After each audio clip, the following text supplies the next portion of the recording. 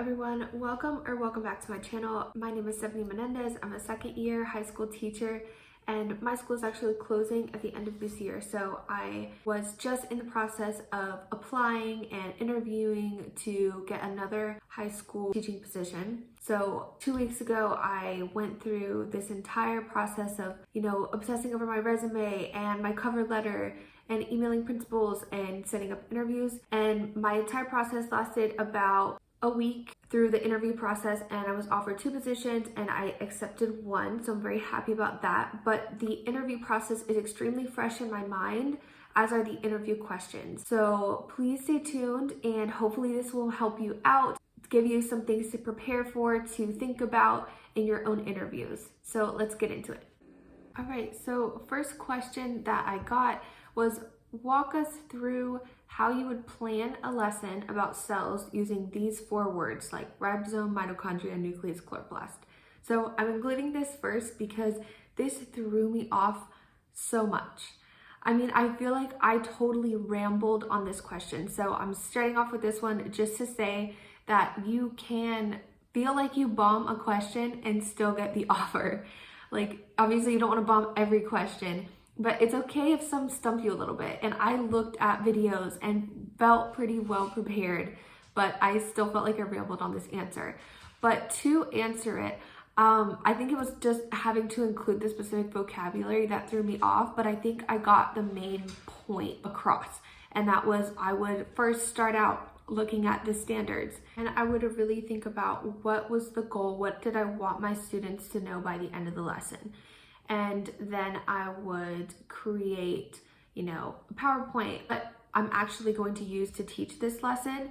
And then I would create some sort of interactive activity to get the students involved with cells. I would like to do coloring and maybe some games, activities, things like that. And I also would just make sure that I was kind of pinpointing it to, like, am I trying to get them to understand structure and function? Am I trying to get them to understand the difference between animal cells and plant cells? So I was really also trying to convey that I understood what the state standards were and what I needed to be looking for and tailoring my lesson towards. So take with that what you will, but just know that if one of these questions is stumping you a little bit, it's okay. Just make sure you get the main point across of like how you would normally plan a lesson. Another question I got was, tell us about a time that you had a conflict with a coworker and how you solved it. I started out with, oh, this is a good question. I don't typically have conflict with coworkers, but I guess there's one example of a time that maybe we had a difference of opinion, or I had to explain something to a coworker so they understood kind of where I was coming from. So I just said that there was a student that I had that had ADHD, and I spent a lot of time contacting parents and fixing assignments so they were shorter for him, and spending a lot of time talking to him about his grades and what was working for him and things. And his support person was like, oh, he's not doing well in your class, like what's going on? And I just had to explain to her the steps that I took to kind of remedy the situation. And at the end, it was understandable why he wasn't doing well, because I was putting in all this time, but it didn't seem like he was putting in the effort to match that. So that's really what I put. And I just stressed that it wasn't really a conflict, it was more like a conversation. And also that I had taken steps X, Y, and Z to be a good teacher. Other question I got was, tell us about a time when you dealt with a behavioral issue but didn't let it affect the rest of class. So with these, I only have 2 years, coming on 2 years of teaching experience. So I have some things to pull from, but if you're like a student teacher, you might not have had necessarily to deal with a behavioral issue on your own, or if you are new to the profession, you might not necessarily have a class to talk about. But I would talk about an issue that you had that you didn't let affect your day or your performance, because this can be really important in a classroom. I mean, obviously you might have an issue and it can upset you, but you still have to compose yourself and make sure that you're being attentive and controlling your emotions for the rest of the class. So I really just chose a specific student that I had my first year teaching, and I explained that, behavioral issues with this student were pretty common, and I took time to figure out from other teachers that had her and were working at the school before me what worked for her. I asked them, what would you suggest in these situations? So I was seeking advice, and I would talk to the student, after class one-on-one, because that's what worked for them. And I really just stuck with it. I mentioned that this person had some mentors and support people that I was in constant contact with. And I also just tied up the story in that at the end, this student ended up thanking me for not giving up on them. So really went through what I did for this student, how I contacted to support them outside of the classroom, and how I did not let this affect class time because I was actively dealing with this outside of class time as well. So even, maybe you're a student teacher and you can talk about maybe one conflict that you had with a student, or one that you saw, and this is what you would do if it was your classroom, because maybe you didn't have that experience of actually having to contact a parent or anything, or if you were starting in a different profession and maybe coming in through alternative licensure, what issue did you have in a previous profession that you didn't really let affect your personal performance or your entire day? I also got them asking about how I connected with students from different backgrounds. This was a little bit easier, I think, for me to talk about with my content from last year because I was teaching Spanish. And I also taught native speakers. So I really brought in how I was able to gain the respect of my students even though I wasn't a native speaker, and we were able to talk about their own experiences and their family dynamics. And I was able to listen to them, but also relate a little bit, and then just be able to have these open dialogue conversations. I also mentioned that a lot of the students at my previous school did have different backgrounds, and I was always trying to kind of open this dialogue of how are you doing? How's work? Are you working? Are you doing X, Y, and Z after school? And making my students feel like I cared, and that I might not always understand their experiences, but that I have a listening ear and I'm willing to work with them. So really just connecting with your students and realizing that you're going to have different backgrounds and that you can use that as a way to connect with your students. Next thing that they wanted to know interviewing me was how I supported EL, which is English language students or students with IEPs. So I really brought in a specific example of what I did for one specific student. Has a language barrier, has an IEP. I really took time to work with this student during class. We had questions, and also working with this student after school during tutoring time, really paying attention to what they were struggling with and supplementing with vocabulary material, extra time, and also getting with their support person or their other teachers to communicate how they were doing as well. So I really focused on emphasizing that I like to give my students as much one-on-one time as I possibly can. I know it's not always possible.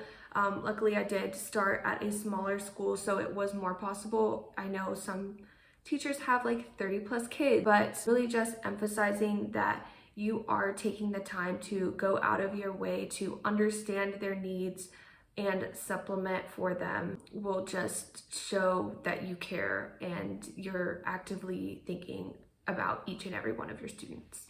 This next one is probably one of the ones that they're going to ask you at the beginning of the interview just to get a little bit of a better idea of who you are, and that would be tell us about your education journey and how that has influenced you as a teacher.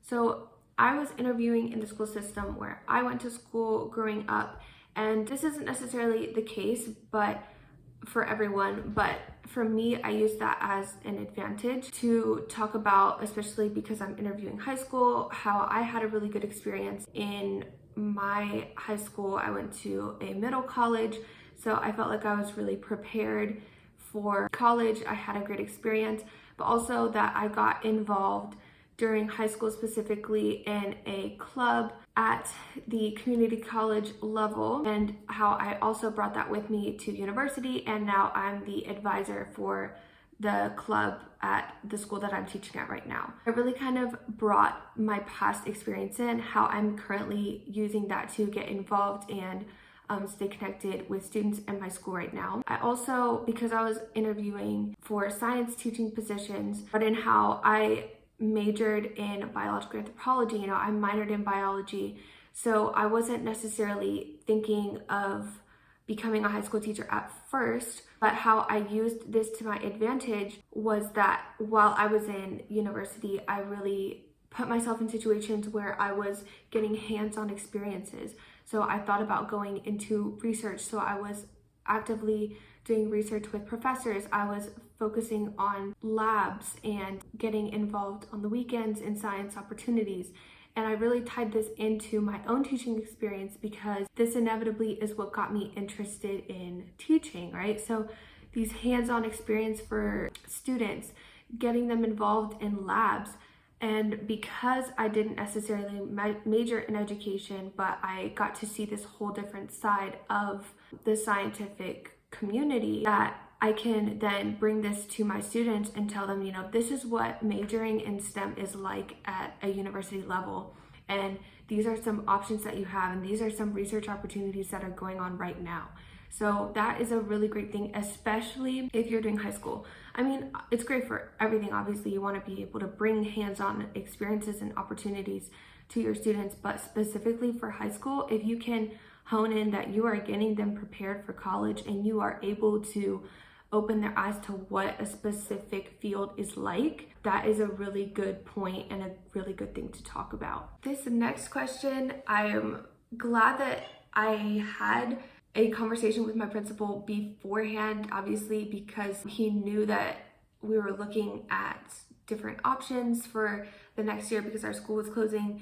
We had a conversation about, he had already contacted some principals or talk to them about my work ethic and things like that because they had called to do the background check. We kind of already talked about this, but this is a good thing to think about your relationship with your current principal, if you have one, and what they would think about your strengths and weaknesses, because they asked me, what would your principal say are your biggest strengths and your biggest weaknesses, or biggest weakness? So these questions always can make you nervous because you don't want to admit that you have any weaknesses in an interview. But for a biggest strength, I said that, my principal would say that I'm very reliable and I try to figure things out on my own. Not that I'm afraid to ask questions or anything, but I am self-reliant and he can trust me. And also that I try really hard to create interactive lessons and create relationships with students. So a few strengths, biggest strengths. And then I said one weakness that I might have, or that he might say about me, is that I could work on sticking to boundaries. And then I tried to flip it in a good way that, I focus really hard on building these relationships with students and I really want them to be successful. So I could be a little bit firmer with maybe due dates or things like that. So I try to spin it in as a positive light as I could. And then also, maybe if you are saying oh, I have things that I need to work on with classroom management, but every single time I go to a training or a conference, then I seek out these opportunities to work on classroom management, to learn from other teachers. I'm constantly asking questions to my mentor about how to get better at this. So make sure that even if you have a weakness, everybody has a weakness, that you're working on it and that you can spin it in a different light. This next question was, what do you think your students would say about the kind of teacher you are? So I said, and it kind of worked out in a way that I was actually leaving halfway through the day and I came back later, but to have an interview. So my students were actually like, where are you going? You're leaving at the beginning of the class period. And I was like, yeah, I have an interview. Again, they know that teachers have to have interviews because the school is closing. And So one of my students actually said, oh no, you got to cancel your interview and like stay. So like that was a really good thing that I could talk about. I was like, well, I would think that they would say that I'm a good teacher and I'm supportive and they like having me in the classroom, because one of my students before I came actually told me, cancel your interview so you can stay with us. It's showing that you have a good relationship with your students. They know that you care. They know that you want them to be successful, and you're able to connect with them. The last few questions of your interview are probably going to look the same for everyone. They were for me. And one of the questions they're probably going to ask you, is there anything else you would like us to know about you?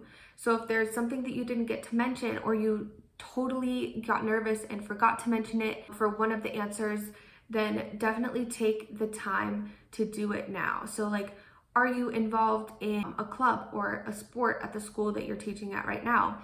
Is there some experience that you had in the past that would make you a good fit for this position? If you haven't had any previous teaching experience, what other experiences have you had that would make you a good fit for this school? And I've heard other people say, don't just say that you like kids or like you have kids, because you can like kids and not like teaching. Why would you be a good fit to be a teacher at this school? This last question, they are probably absolutely going to ask you is, why do you want to teach at this school? And so you need to have done some research beforehand, whether it be online, whether you talk to somebody at the school, whether you can talk to a student or a parent about the programs at the school, whatever you have to do to know something about the school. Do you want to be a part of the IB program that they have? Are you aware that they have a diverse community of students and faculty at the school, and that's something that's very important to you? Is it a very small school and you thrive in a smaller environment, giving students one-on-one attention? Like, what is it about this school that attracts you to it and that you would be a good fit for? So please, please, please make sure you research the school before you do your interview, because you don't want to go in knowing absolutely nothing about the school. And if you do go in not knowing things, make sure that you take the time to ask questions about the school. One of my interviews, the very first thing they asked me was, do you have any questions for us? So before they asked me anything about myself, they wanted to know if I had any questions for them. So this was the opportunity. Even though I did research about the school beforehand, I wanted to know, like, how do they handle behavioral issues with students? How do they support teachers? What do they do for new teachers, beginning teachers, to get them prepared? What is the culture like at the school between teachers and between students and teachers? So make sure that they also know that you're interested in learning more. So you want to show that you know some things, but also that you're interested in learning more, and you're invested in the interview and invested in becoming a part of their team.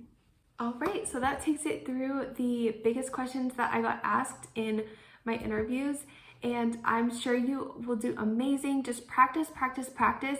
I once did like a mock interview with a professor of mine, and I did terribly. Like, she told me I did terribly, and it's because I hate talking about myself. I just don't like it.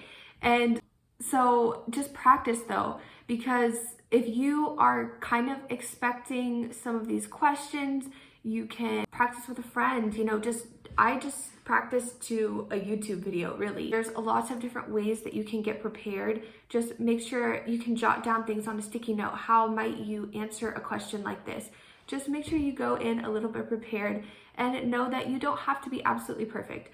Like I said, I feel like I rambled in some of my questions, but I still got job offers. Just know that you have something to offer this school. You are going to be a good teacher for the school and for your students, and just have confidence and use your best judgment too. When things seem to be clicking with a principal or another teacher that's interviewing you. There's one I left and I was like, I think I did well in the interview, but I'm just not feeling it. So have confidence in yourself and know that you are allowed to want that school too. So they can want you, you can want them. I wish you all the best. I'm going to be also releasing a video about resume and cover letter and how I emailed principals to make sure I got noticed and got to the top of their interview list. Make sure to stay tuned for that. Again, good luck and have a great day. Bye.